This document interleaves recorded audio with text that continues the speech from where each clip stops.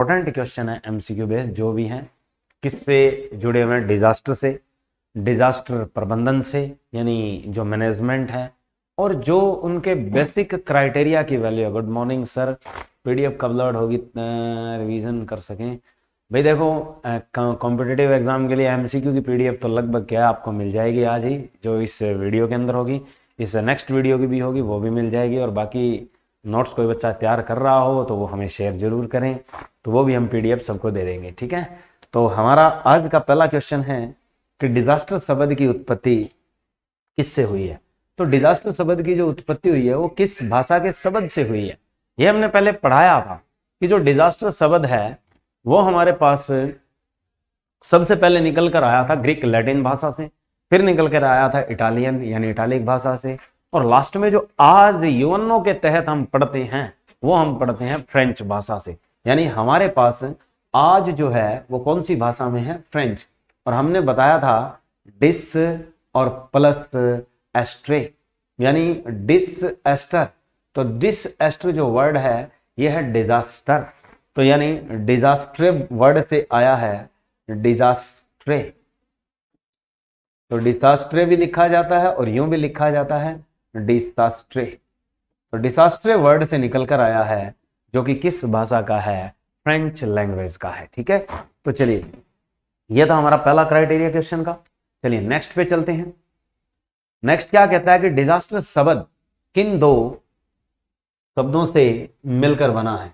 यानी जो डिजास्टर शब्द है वो आपका किन दो शब्द से मिलकर बना है?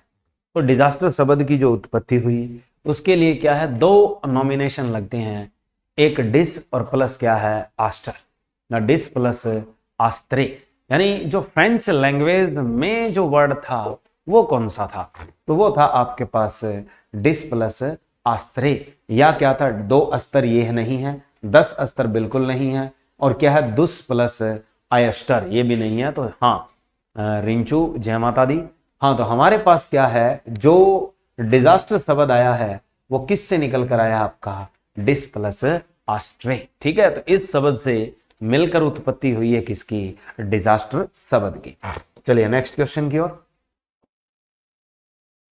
हाँ जी, तो अब हमारे पास क्वेश्चन है कि प्राचीन समय में डिजास्टर शब्द का उल्लेख कौन कौन सी भाषाओं में है?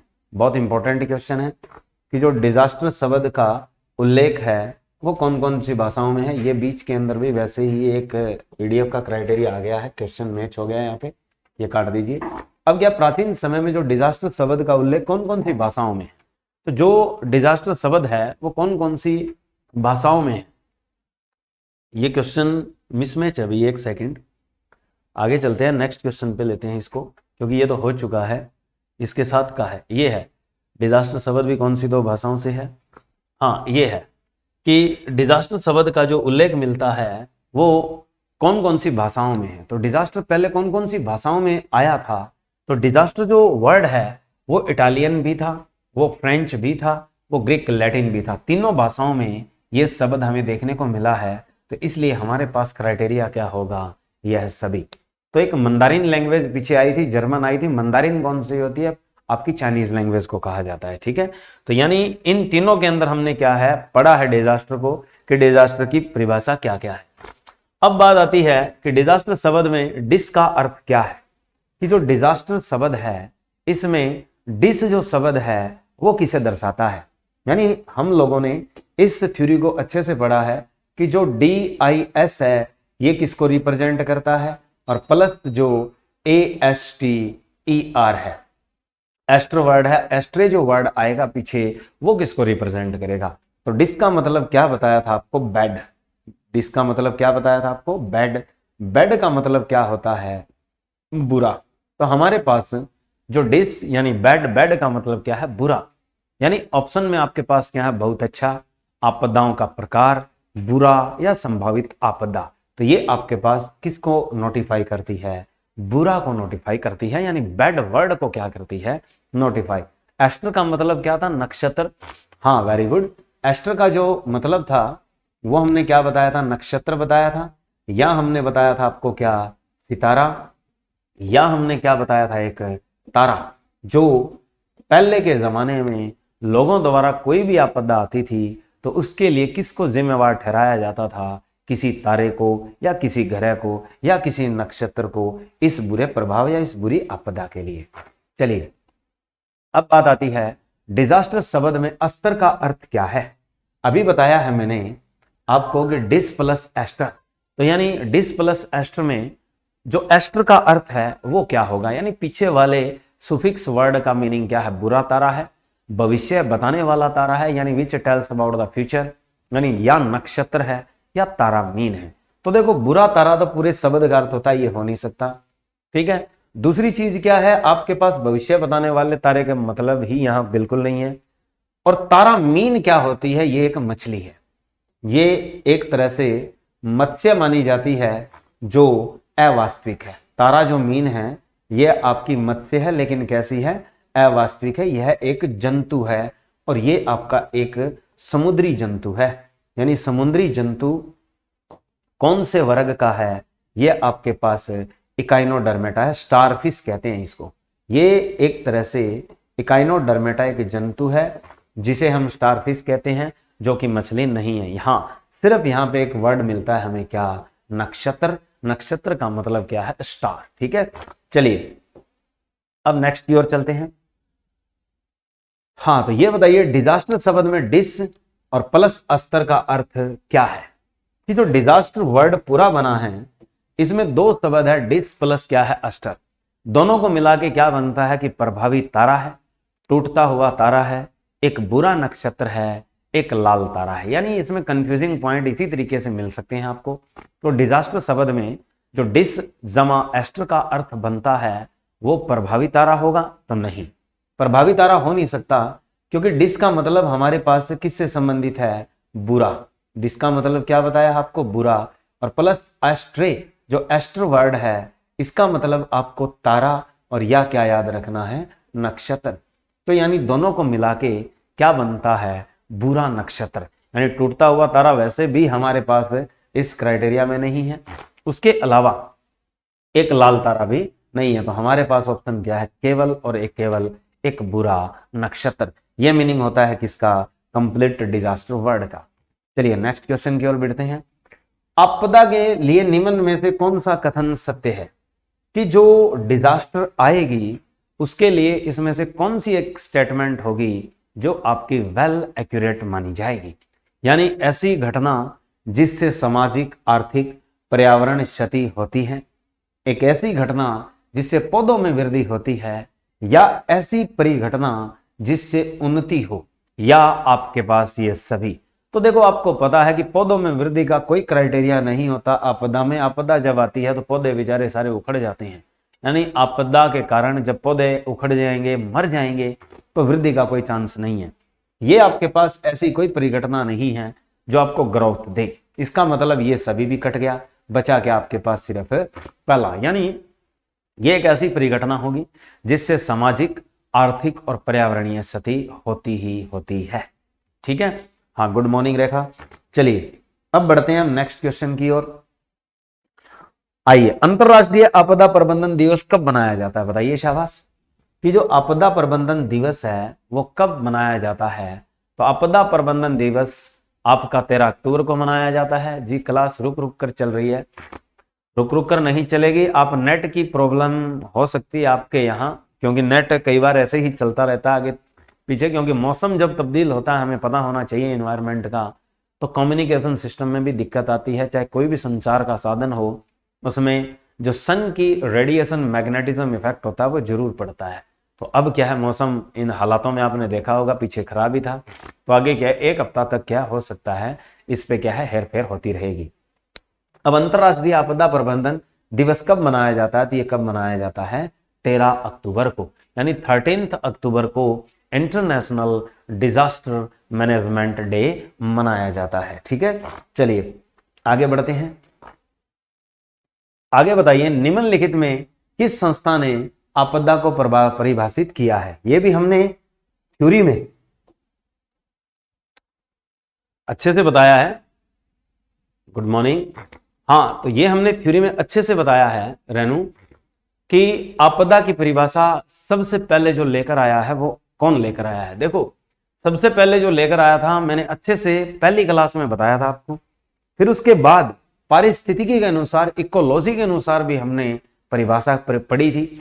और फिर हमने एक परिभाषा किसके अनुसार पढ़ी थी, यूएनओ की जो एक शाखा है जो इसके ऊपर केंद्रित करती है, इस पे ध्यान देती है डिजास्टर मैनेजमेंट पर, इसके रिस्क को रिड्यूस करने के लिए, न्यून करने के लिए जो अपना काम करती है। तो इसकी परिभाषा इनमें से कौन सी संस्थाओं ने दी थी, शाबाश बताओ। कि वो IRCF और रेड क्रिसेंट ने दी थी, यूएनओ प्लस UNECE ने दी थी, IUCN प्लस IRCF ने दी थी, यूएनओ प्लस रेड क्रिसेंट ने दी थी। तो जो इनकी परिभाषा दी थी वो किसने दी थी, नंबर 1, यानी IRCF क्या है, इंटरनेशनल रेड क्रॉस फेडरेशन है, यानी अंतरराष्ट्रीय रेड क्रॉस। सर क्लास क्या टाइमिंग है, लगभग गुड़िया वैसे 10:30 से 11 के बीच में क्लास स्टार्ट हो जाती है। हाँ रिंकू पूछ रहा है, रिंकू 11 से पहले पहले क्लास इनिशिएट हो जाती है, कोई कारणवश हो सकता है कि 11 बजे तक चली जाए, वरना उससे पहले ही होती है, ठीक है, जस्ट जीके की क्लास के बाद। तो हमारे पास इंटरनेशनल रेड क्रॉस फेडरेशन और रेड क्रिसेंट ने क्या दी थी, इसकी परिभाषा दी थी, ठीक है। और एक जो UNECE क्या है, ये भी एक तगड़ा पार्ट है, इसके ऊपर भी HSC ने अब एक सिलेबस तय कर दिया है। वो सिलेबस TGT में आ रहा है। TGT जो टीचर ग्रेजुएट लेवल है उसके लिए इसके बेस क्वेश्चन बनेंगे। ये एक 5% का क्राइटेरिया है वहां पे सिलेबस के अंदर उनके लिए। ये क्या बताता है, सेफ्टी ऑफ द रोड, यानी इसने क्या बनाया था, सेफ्टी ऑफ रोड बनाया था, जो UNECE है। इसका पूरा नाम क्या होता है, united nation economic commission of Europe, ठीक है। इसका पूरा नाम क्या होता है, यूनाइटेड नेशन। अगर आपसे पूछे कि इसकी फुल फॉर्म क्या होती है, तो इसकी फुल फॉर्म होती है united nation economic commission, economic commission of Europe. यानी ये एक ऐसी संस्था है जो हमारे पास किसकी देखरेख करती है, ये वाली कमीशन जो देखरेख करती है वो सेफ्टी ऑफ रोड के चिन्ह बनाने के लिए, संकेत बनाने के लिए काम करती है। और सबसे पहले इसी ने ही शुरुआत की थी। कब की थी, इसने शुरुआत की थी 1949 में। और रेड क्रॉस और इन दोनों ने क्या है, जो आपकी परिभाषा दी है वो अपने लगते ही दी है। और रेड क्रॉस सोसाइटी की जो आपकी संस्था बनी थी वो कब बनी थी, आपकी 5 मई 1919 को इसकी स्थापना इस दिन हुई है। और इसका मुख्यालय पूछा जाए तो कहां पे, आपका जेनेवा स्विट्जरलैंड के अंदर है। और इसके जो अब के अध्यक्ष पूछ ले तो वो फ्रांसिस्को रोको है, ठीक है। ये पूछे जा सकते हैं इस तरह के क्वेश्चन, ठीक है। चलिए नेक्स्ट क्वेश्चन की ओर बढ़ते हैं हम। चलिए नेक्स्ट बताइए, अंतरराष्ट्रीय रेड क्रॉस सोसाइटी की स्थापना कब हुई है। अभी बताया है मैंने जस्ट आपको इससे पहले वाले क्वेश्चन में कि जो IRCF है, इंटरनेशनल रेड क्रॉस फेडरेशन, यानी IRCF यानी इंटरनेशनल रेड क्रॉस फेडरेशन की जो स्थापना हुई है वो कब हुई है, 5 मई 1949 को, 5 मई 1918 को, 5 मई 1919 को, या 5 जून 1919 को। यानी आपके पास बड़ा टैगफुल क्वेश्चन है, तो आपका आंसर क्या होगा, 5 मई 1919 को। तो इस दिन क्या हुई है, IRCF की स्थापना हुई है। और इसका मुख्यालय अभी बताया है मैंने आपको, कहां पे है, जेनेवा स्विट्जरलैंड में। और जो हम आपदा प्रबंधन पढ़ रहे हैं इसका भी जो मुख्यालय है, इसकी देखरेख करता है, वो भी कहां है, जेनेवा में ही है। अब आगे आता है कि अंतरराष्ट्रीय रेड क्रॉस सोसाइटी का मुख्यालय कहां है। तो अभी मैंने बताया आपको जस्ट 2 मिनट पहले, और इससे 1 मिनट पहले भी बताया है कि जो अंतरराष्ट्रीय रेड क्रॉस सोसाइटी है, IRCF है, इसका हेड ऑफिस कहां पे है। क्लास चल नहीं रही है भाई, आपकी हो सकता है नेटवर्क की प्रॉब्लम हो बच्चों, यहां तो क्लास बिल्कुल एक्यूरेट फ्लक्चुएट फ्रीक्वेंसी में चल रही है, ठीक है, कोई दिक्कत नहीं है। हम भी खुद, क्योंकि हमारे यहाँ पे टेक्निकल जो सर हैं, जो शक्ति सर हैं, वो भी साथ के साथ क्या इस चीज़ को देख रेख में रखते हैं और बिल्कुल मोबाइल पे चेक करते रहते हैं कि हाँ चल रही है, तब चल रही है, बिल्कुल एक्यूरेट क्लास चल रही है यहाँ। तो अंतरराष्ट्रीय रेड क्रॉस सोसाइटी का मुख्यालय कहाँ है, तो ये आपके पास कहाँ पे है, जेनेवा में है। Washington DC America, Tokyo Japan, और नैरोबी कहाँ है, केनिया में, ठीक है। और जो नैरोबी है ये किसको देखती है, एनवायरमेंटल प्रोग्राम को देखती है, united nation of environmental program development authority होती है, वो कहाँ बैठती है? आपकी नैरोबी केन्या में बैठती है। चलिए इसके बाद चलते हैं हम नेक्स्ट, अचानक घटित घटना। अब अचानक घटित कोई भी घटना है, अचानक घटित घटना जो गंभीर तौर पर समाज और समुदाय की कार्यप्रणाली को नुकसान पहुंचाती है, उसे हम क्या कहते हैं? तो यानी ऐसी घटना होगी अचानक, अचानक का मतलब जिसका हमें कोई अंदेशा नहीं है, जिसकी हमें कोई संभावना नहीं है, हमारे पास ऐसा कोई इंस्ट्रूमेंट नहीं है जो उसे मेजर करे। जैसे भूकंप का ना हो, अचानक घटना है, ठीक है, सो रहे हैं, बाढ़ आ जाए एकदम से, ठीक है, फ्लैश फ्लड आ जाए, जैसे क्या केदारनाथ में हुआ था, तो इस तरीके की प्रॉपर्टी आती है। झेलम यानी कश्मीर में हुई थी, एकदम से उफान आया था। तो इन चीजों का हमें कोई पता नहीं होता, अचानक आने वाली चीजें होती है, तो इनका हमें, जैसे आसमानी बिजली गिरना, तो ये क्या है? एक तरह से अचानक घटित घटना है जो गंभीर तौर पर समाज और समुदाय की कार्यप्रणाली को क्या करती है? नुकसान पहुंचाती है। तो उसे हम क्या कहते हैं? उसे आपदा प्रबंधन कहते हैं, डिजास्टर मैनेजमेंट कहते हैं, या आपदा खतरा प्रबंधन कहते हैं, यानी डिजास्टर रिस्क मैनेजमेंट कहते हैं, या संकट का निवारण, यानी उस विपत्ति को क्या है? रिड्यूस करना या रिस्पॉन्स करना, या इनमें से कोई नहीं। तो यानी हमारे पास, हम लोग जब इस क्वेश्चन का आंसर देते हैं तो बड़े असमंजस हो जाएंगे, याद रखना, इसीलिए ये क्वेश्चन मैंने पुट किया है। तो इसका जो ऑप्शन होगा वो आपके पास क्या होगा? इनमें से कोई नहीं, क्योंकि इस चीज को हम आपदा प्रबंधन थोड़ी कहेंगे। आपदा प्रबंधन तो वो होता है कि जिसमें समाज और समुदाय की कार्यप्रणाली को नुकसान हुआ है, उससे उभारना, वो प्रबंधन होता है, और उसी का ही एक हिस्सा है खतरा प्रबंधन, यानी उसे टालना। तो ये चीज होती है। लेकिन जो समाज को नुकसान पहुंचा रही है, कार्यप्रणाली को नुकसान कर रही है, उस चीज को हम केवल और केवल क्या नाम देते हैं? आपदा कहते हैं। आपदा का मतलब उस चीज को हम अपनी ओर से क्या कहेंगे? डिजास्टर कहेंगे। उसे क्या कहेंगे हम? डिजास्टर। इसका मतलब इसमें से ऐसी कोई चीज नहीं है, इसलिए आपका ऑप्शन क्या बनता है? इनमें से कोई नहीं। चलिए नेक्स्ट क्वेश्चन की ओर बढ़ते हैं। क्या कहता है कि खालिस्तान तब घटित होती है जब खालिस्तान संवेदनशील लोगों को प्रभावित करती है। मोस्ट इंपोर्टेंट और धांसू क्वेश्चन है।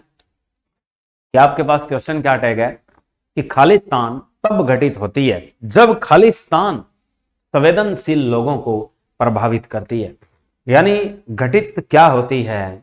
आपदा, और किसके कारण होती है? विपत्ति। ठीक है, तो अब इसमें बड़ा इंपॉर्टेंट टैग है कि आपदा तथा आपदा प्रबंधन, ये कभी नहीं हो सकता। क्यों? क्योंकि आपदा प्रबंधन संवेदनशील लोग आपदा जो प्रबंधन है वो संवेदनशील लोगों को प्रभावित नहीं करती। आपदा प्रबंधन तो उसका हल करती है। दूसरी तरफ रखिए विपत्ति तथा आपदा। विपत्ति तब घटित होती है जब आपदा संवेदनशील लोगों को प्रभावित करती है, तो नहीं। आपदा तथा विपत्ति ये सही है कि आपदा तब घटित हुई मानी जाती है। क्या कहोगे आप? कि जो भी आपदा आएगी, जो भी डिजास्टर आएगी, वो हैपेंड होगी। तो आपदा तब घटित होती है जब विपत्ति, जब क्या कोई संकट, कोई डेंजर, कोई खतरा, कोई हजार्ड क्या करता है? संवेदनशील लोगों को प्रभावित करता है, कमजोर लोगों को क्या करता है? प्रभावित करता है। उसे हम कहते हैं आपदा तथा विपत्ति का हिस्सा। चलिए अब बढ़ते हैं हम नेक्स्ट क्वेश्चन की ओर। नेक्स्ट क्वेश्चन क्या कहता है कि आपदा प्रबंधन जो दिया आपको का संयुक्त राष्ट्र मुख्यालय कहां है? ये थोड़ी देर पहले भी मैंने बताया है कि जो रेड क्रॉस फेडरेशन है, सॉरी आज थोड़ी तबीयत डाउन है, कि आपदा प्रबंधन का संयुक्त राष्ट्र मुख्यालय कहां है? तो जो रेड क्रॉस सोसाइटी है जहां उसका है वहीं इसका है। तो इसका भी कहां पे है? जेनेवा में। वैसे मैंने आपको सर इंग्लिश में भी बताओ, हाँ इंग्लिश में भी पीडीएफ मिलेगी आपको, डोंट वरी, इंग्लिश में भी क्लास ली जाएगी एक दिन इंग्लिश वालों के लिए, ताकि इस चीज का कोई कंफ्यूजन ना रहे। तो आपदा प्रबंधन का संयुक्त राष्ट्र मुख्यालय, तो यानी यूएनओ का जो हेड ऑफिस है, संयुक्त राष्ट्र यूनाइटेड नेशन ऑर्गेनाइजेशन का जो डिजास्टर मैनेजमेंट का मुख्यालय है, हेड ऑफिस है, वो कहां पे है? जिनेवा स्विट्जरलैंड के अंदर है। और नैरोबी में किसका आता है? वो आपके पास एनवायरमेंटल, पर्यावरणीय जितने भी प्रोग्राम होते हैं घटित, उनके लिए होता है। और बैंकॉक में कौन सा है हमारे पास? वो भी याद रखोगे, जो बैंकॉक में है वो हमारा एशिया का है।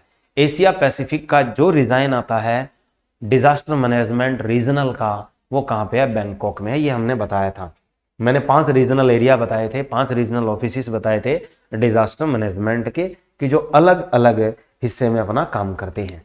चलिए नेक्स्ट क्वेश्चन की ओर आते हैं। UNISDR का पूरा नाम क्या है? चलो शाबाश बताइए, UNISDR की फुल फॉर्म क्या है? ये वैसे एक डिजास्टर मैनेजमेंट जो बना था सबसे पहले, वही है ये, जो क्या करता था? देख रेख करता था किसके ऊपर? आपदाओं के ऊपर। लेकिन उसका बाद में नाम बदलकर UNDRR कर दिया। ठीक है, तो UNDRR कर दिया गया। तो UNISDR का पूरा नाम क्या है? United nation international strategy for disaster reduction, United nation international strategy for disaster risk, United nation strategy for disaster, United nation disaster risk reduction. तो आपके पास कौन सी चीज होती है? तो ये हमने लिखवाई थी कि यूनाइटेड नेशन, ये क्या चीज होती है? United nation international, United nation international strategy of disaster reduction, या फॉर डिजास्टर। ऑफ नहीं लिखोगे, किसके लिए लगाओगे? फॉर। ठीक है, ऑफ की जगह वर्ड क्या है हमारा? फॉर। तो स्ट्रेटजी फॉर डिजास्टर रिडक्शन, तो डिजास्टर को कम करना। हाँ वेरी गुड। तो हमारे पास ऑप्शन कौन सा है? पहला। तो ये हमने अच्छे से फुल फॉर्म लिखवाई थी। ठीक है, आगे अब आगे चलते हैं। हमारे पास UNDRR का पूरा नाम क्या है? तो ये UNISDR का बाद में बदलाव हुआ, तो वो किसमें किया गया था? UNDRR में किया गया था। और ये कब किया गया था? 2019 में। ठीक है, मई 2019 में ये बदलाव हुआ था। और जो UNISDR जो बना था वो 1999 में बना था। ठीक है, तो अब बताइए UNDRR का पूरा नाम क्या है? तो United nation disaster risk reduction बोलते हैं इसे। तो United nation disaster risk reduction, तो इसका मतलब है रिस्क पहले आएगा, रिडक्शन बाद में आएगा। ऑप्शन नंबर कौन सा आपका? बी। तो ये आपको क्या शो करता है? Full form of UNDRR। तो UNDRR कहां से तब्दील हुआ है? UNISDR से तब्दील हुआ है, याद रखें। अब बात आती है हमारे पास UNISDR की स्थापना कब की गई थी? तो बताइए शाबाश। हाँ बी हो गया उसका। आगे बताइए UNISDR की स्थापना कब की गई थी? हाँ प्रीति सही है आपका भी, रिंचू आपका भी सही है। हाँ तो ये बताइए UNISDR की स्थापना कब की गई थी? कि UNISDR जो बनाया गया था, बी मेरा सही है सर। हाँ आपका सही है। ठीक है, अब बताइए इसका क्या आएगा कि UNISDR की स्थापना कब की गई थी? 5 मई 1919, 1 मई 1919, 22 दिसंबर 1919 और क्या है 13 अक्टूबर 1919। तो हमारे पास इसकी स्थापना कब की गई है? ठीक है, हाँ प्रीति बी कह रही है, रिंचू डी कह रहा है। 1 मई 2019 को नहीं, ये बदलाव है। तो हमारे पास 1919, 5 मई 1919 इसलिए नहीं है क्योंकि ये IRCF की स्थापना है जो 5 में, हाँ वेरी गुड, 22 दिसंबर 1999 को, 22 दिसंबर क्या याद रखना है? 1999 को क्या की गई थी? स्थापना की गई थी किसकी? UNISDR की। ठीक है, हाँ वेरी गुड, बहुत अच्छे। चलिए नेक्स्ट की ओर चलते हैं। अब आप नेक्स्ट बताइए कि UNDRR की सचिव कौन है? कि जो अब UNDRR है, united nation disaster risk reduction की सचिव है, जो चीफ है वो कौन है? फ्रांसिस्को रोको है, मिजुतोरी मम्मी है, एंटोनियो गुटेरेस है, या वोल्कन बोजकिर है? तो वोल्कन बोजकिर और एंटोनियो गुटेरेस, मिजुतोरी मम्मी और फ्रांसिस्को रोको, ये चारों के चारों यूनाइटेड नेशन के किसी ना किसी पद पे रह चुके हैं। ठीक है, तो ये बताइए आप, बहुत इंपॉर्टेंट क्वेश्चन है कि UNDRR की जो अब सचिव हैं वो कौन है? ठीक है, हाँ किसी ने, हाँ मिजुतोरी मम्मी, बी दिया है रिंकू ने, बहुत अच्छे। मिजुतोरी क्या है? मम्मी। ये आपके पास क्या है? UNDRR की सचिव है जो जापान की है, हाँ बी, बहुत अच्छे।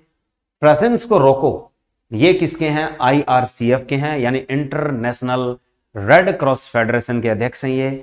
एंटोनियो गुटेरस भी क्या है, महासचिव रह चुके हैं। महासचिव माने हैं किसके, हमारे यूएनओ के। और जो वोल्कन बोसगिर हैं ये आपके क्या हैं, अध्यक्ष हैं किसके, जो आपके 2020 से 2021 तक रहे हैं, 15 सितंबर 2020 से 15 सितंबर 2021। और इन्होंने अपना कार्यभार कब संभाला है, इन्होंने संभाला है 1 जनवरी लगभग 2017 से। ठीक है, नहीं रिंकू सी नहीं होगा, एंटोनियो हाँ ग्यूटेरस नहीं होगा, ये दोनों, यह ना मेरा सही है, हाँ आपका रिंचू सही है। ऑप्शन नंबर कौन सा होगा, बी, मिजुतोरी मम्मी। मिजुतोरी मम्मी क्या है, आज के जो UNDRR की क्या है, अध्यक्ष है, जापानीज है ये। हाँ आपका सही है भाई। चलिए UNDRR का नामांकन कब हुआ, मैंने आपको इसका थोड़ी देर पहले नामांकन भी बताया था कि UNDRR का नामांकन कब हुआ, यानी ये नाम कब दिया गया इसे। पहले था UNISDR, तो वो तो था 1999 वाले हिस्से में। अब बात आती है कि इसका नामांकन कब हुआ, UNDRR। ठीक है, तो देखो 1919 वाले खेल दोनों खत्म हो जाएंगे क्योंकि ये तो है ही नहीं। ठीक है, दो तो ये गए, एक 1919 ऊपर बैठा है।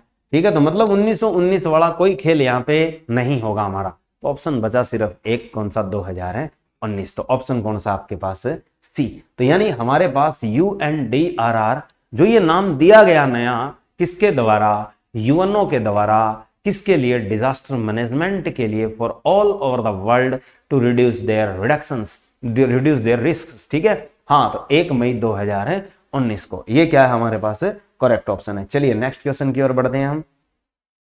खतरनाक प्राकृतिक घटना या क्या है आपके पास परिस्थिति जो घायल करने यानी इंजर करने, ठीक है, और जीवन समाप्त करने, प्राणी जगत पर्यावरण क्षति पहुंचाने व स्वास्थ्य बिगाड़ने की क्षमता रखती हो, उसे हम क्या कहते हैं कि अ phenomena of the nature, a phenomena which is very danger for the nature happened which have ability to extinct whole life from the earth and have ability to hazard animal kingdom as well as environment and also attack on the, हाँ good morning Gurmeet Kumar, good morning sir, Gurmeet from Yamunanagar, very good Gurmeet, बहुत अच्छे। चलिए पहली बार आए हो शायद class में आप। हाँ प्रीति क्या दे रही है, ए। तो देखो पहले ध्यान से पढ़ो, बहुत जरूरी है ये क्वेश्चन, कि खतरनाक प्राकृतिक घटना या परिस्थिति जो घायल करने की क्या रखती है, क्षमता रखती है। सर डेली एमसीक्यू कराएंगे आप, कराओगे आप? नहीं, वे डेली नहीं होंगे क्योंकि मैंने कुछ क्लास जो ली है वो किसके चलते ली है, थ्योरी पढ़ना बहुत जरूरी है। थ्योरी अगर पढ़ोगे तो एमसीक्यू आप इजिली हैंडल कर सकते हो।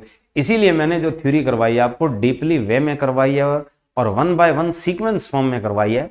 अब लगातार 2 क्लास एमसीक्यू की करवा के फिर हम नेक्स्ट थ्योरी करेंगे और थ्योरी में हम डिजास्टर्स पढ़ेंगे, जितने भी डिजास्टर हैपेंड होते हैं, फिर हम बीच बीच में एमसीक्यू आपको देते रहेंगे, कोई दिक्कत नहीं है। जैसे एक बार डिजास्टर या 2 डिजास्टर हो जाएंगे, उनसे जुड़े एमसीक्यू भी देंगे आपको। हाँ इसका ऑप्शन रिंचू बी दे रहे हैं और रेनू ए दे रही है।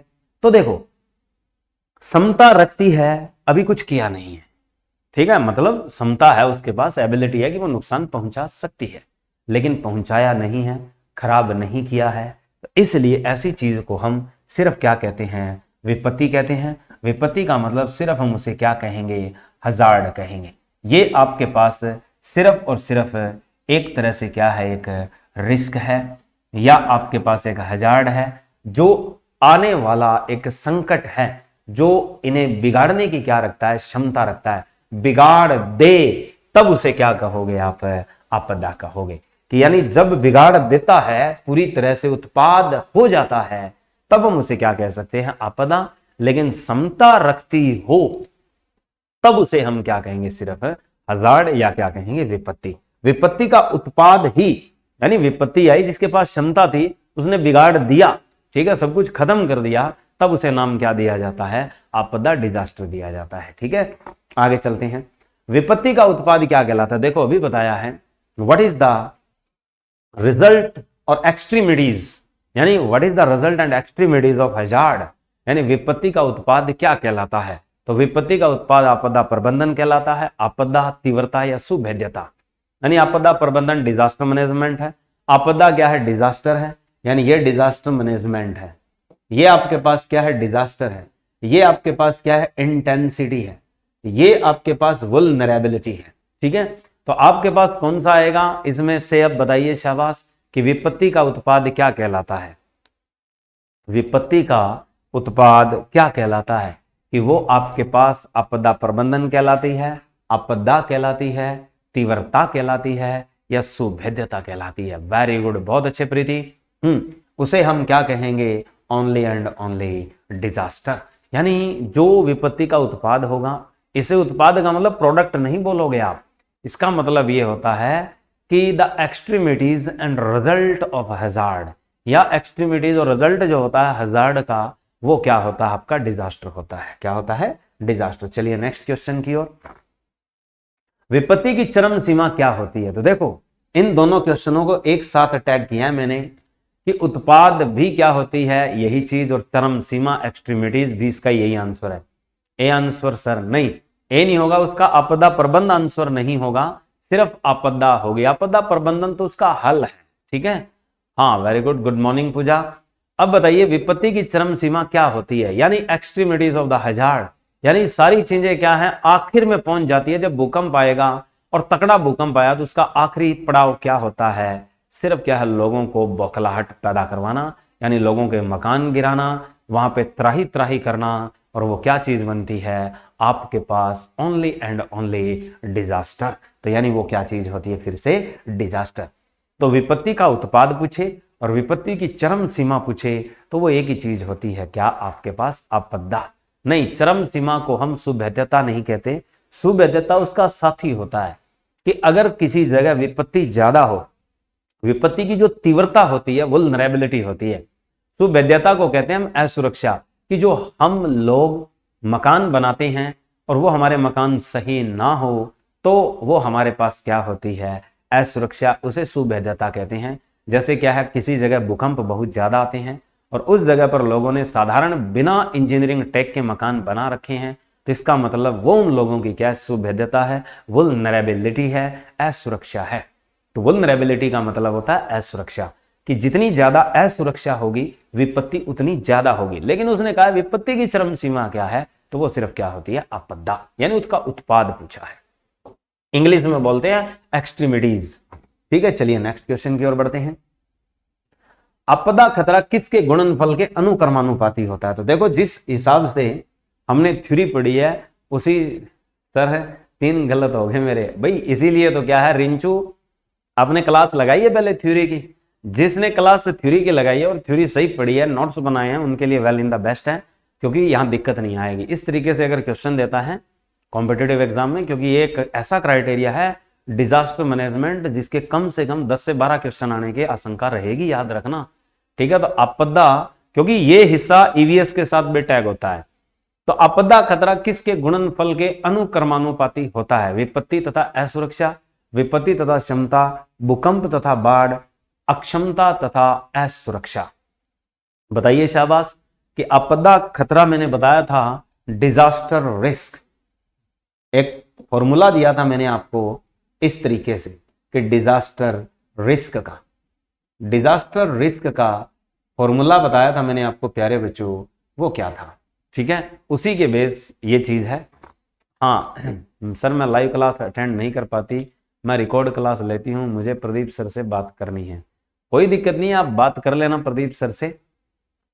लाइव क्लास अटेंड नहीं कर सकते, कोई दिक्कत नहीं है, रिकॉर्ड तो उसमें हो ही जाती है गुड़िया, डरने की जरूरत नहीं है, क्योंकि जैसे यहाँ से क्लास खत्म होती है उसके साथ के साथ क्लास अपलोड कर दी जाती है।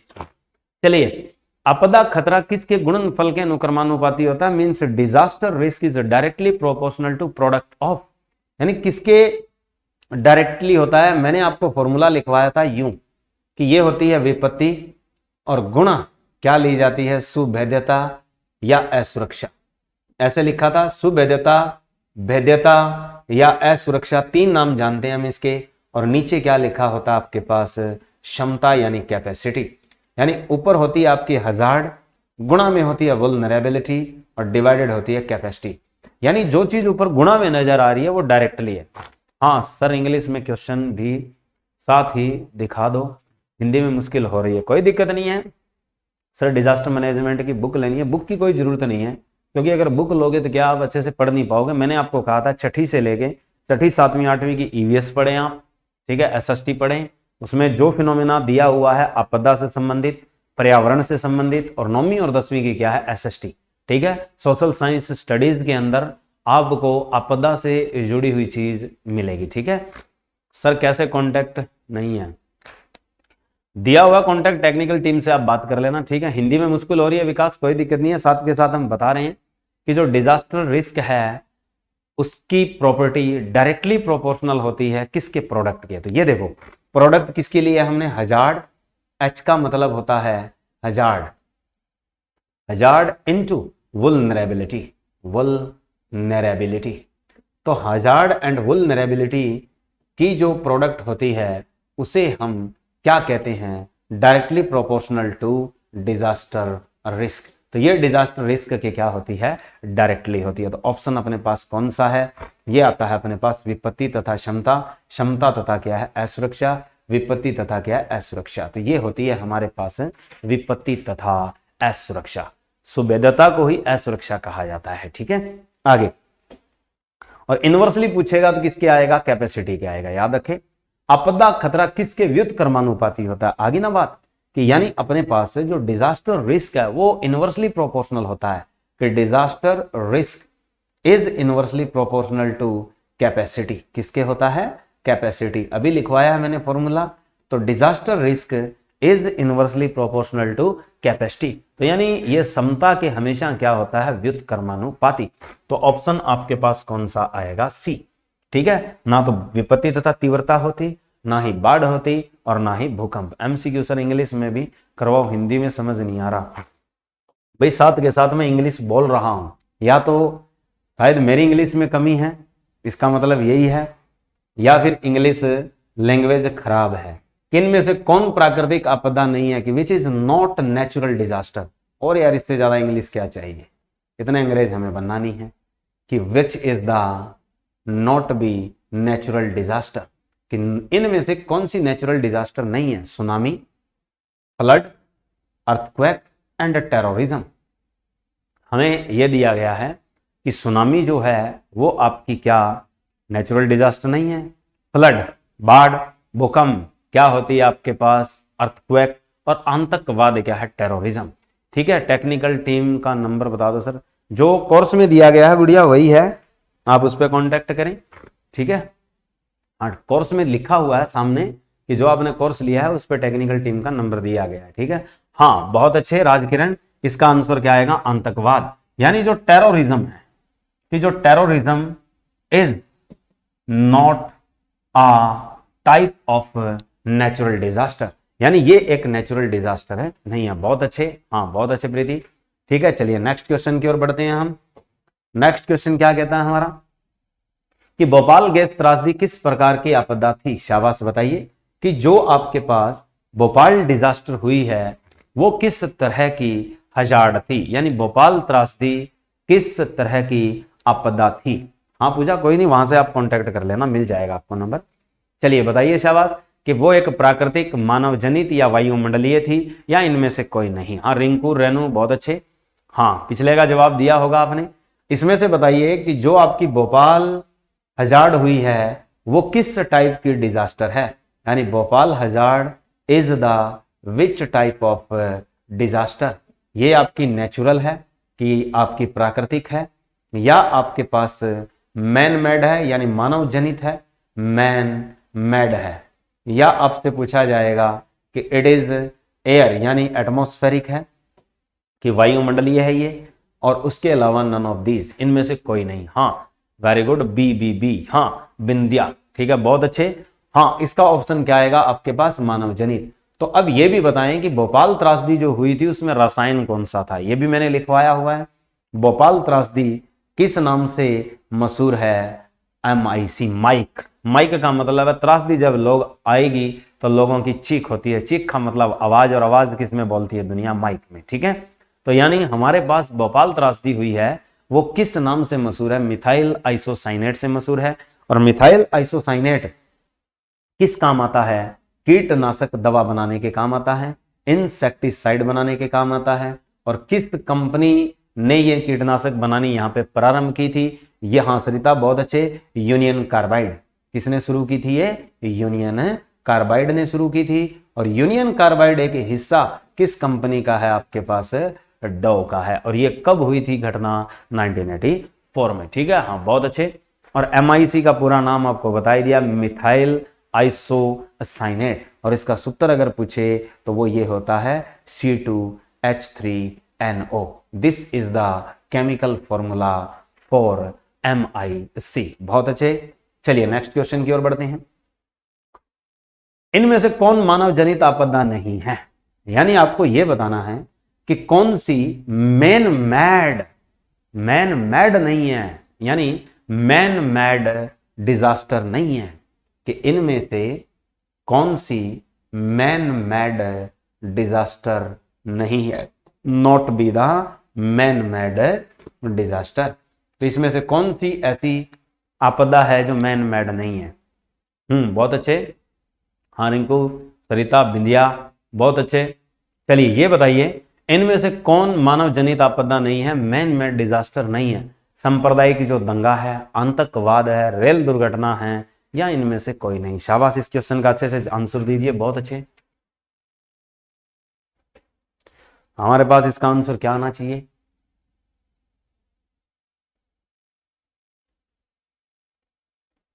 इसने पूछा है कि मैन मेड नहीं है। ठीक है, हाँ वेरी गुड, बहुत अच्छे राजकिरण। ऑप्शन क्या आएगा? इनमें से कोई नहीं। ठीक है, क्योंकि ये बात, हाँ सी नहीं होगा बिंदिया, क्योंकि ये जितनी हैं ये भी क्या है? मैन मेड है, ये भी मैन मेड है, और ये भी क्या है? Man made. रेल दुर्घटना अगर क्या है, बीच में हमने मनुष्य ने किसी तरीके से कोई भी आपत्ति पैदा की है जिससे रेल दुर्घटना हो सकती है। ठीक है, तो रेल दुर्घटना किस में आती है? मानव जनित आपदा में आती है। आतंकवाद है, सांप्रदायिक दंगा है, ये लगभग क्या होते हैं? मैन मेड होते हैं। हम यहाँ पे ये नहीं मानेंगे, हाँ ये सभी मैन मेड हैं। ठीक है, इनमें से कोई नहीं। चलिए नेक्स्ट और क्वेश्चन की बढ़ते हैं, आगे बताइए। शाबाश। बिहार में भूकंप कब आया था?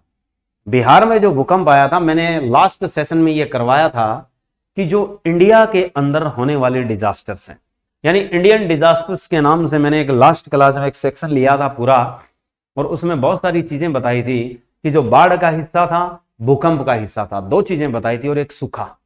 ठीक है, ग्रेट बंगाल फेमिन से लेकर लगभग हम कहां पहुंच गए थे? बिहार की बाढ़, बिहार की जो बाढ़ आई थी 2007 में, वहां तक पहुंच गए थे। ठीक है, चलिए इसमें बताइए कि जो बिहार भूकंप था वो एक नाम से और भी मशहूर है, उसे कहते हैं बिहार नेपाल बॉर्डर अर्थक्वेक, यानी इसका जो दूसरा नाम है वो आपके पास क्या है? बिहार और प्लस नेपाल बॉर्डर अर्थक्वेक था। ये दोनों में आया था, और मैंने आपसे कहा था कि इस अर्थक्वेक से क्या हुआ था? त्राही त्राही मची थी, लोगों को बहुत ज्यादा दिक्कतें हुई थी। ठीक है, हाँ तो बताइए क्या आएगा? हाँ 1934, बहुत अच्छे। हमारे पास ये जो आपदा आई थी ये कब आई थी? 1934 में आई थी। लगभग क्या है? 20,000 के करीब क्या है लोग मारे गए थे।